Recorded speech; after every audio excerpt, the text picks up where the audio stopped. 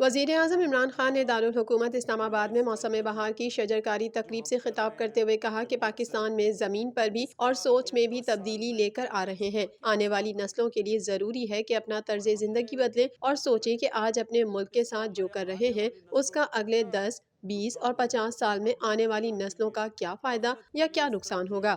شجرکاری آنے والی نسلوں کے لیے ضروری ہے۔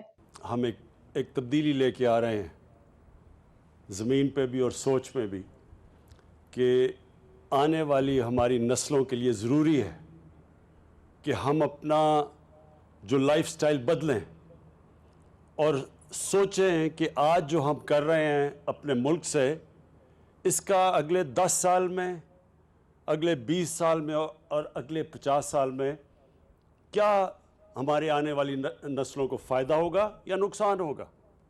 عمران خان نے مزید کہا کہ ہمارے 10 ارب درخت لگانے کے منصوبے کو دنیا نے سراہا ہے۔ ہم ان 10 ملکوں میں شامل ہیں جو موسمیاتی تبدیلی سے متاثر ہوتے ہیں۔ درخت لگانے کے ساتھ پھر اس کو بچانا بھی ہے۔ آنے والے دنوں میں مزید 10 ارب درخت اگانے کا منصوبہ ہے۔ لاہور اور پشاور کو گارڈن سٹی کہا جاتا تھا، لیکن آج درخت کاٹنے اور آلودگی کی وجہ سے صورتحال مختلف ہے۔ لاہور میں 50 جگہوں پر میوکی ٹیکنالوجی کے ذریعے درخت لگائے جائیں گے۔